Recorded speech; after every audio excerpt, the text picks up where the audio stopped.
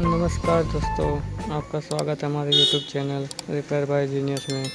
तो चलिए आज हम CD डीलक्स का किक बनाते हैं जो स्लिप हो चुका है। तो चलिए पहले किक को खोलते हैं 10 नंबर के बोल्ट को।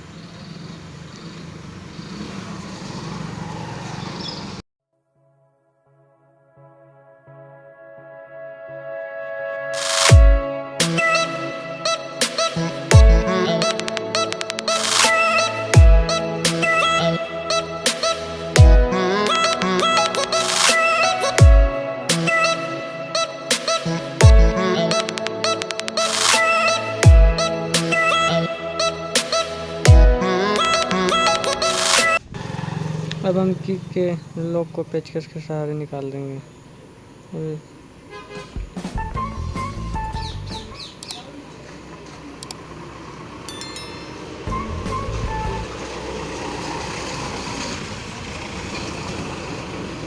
अब इसका पिन को थोड़ा निकाल देंगे।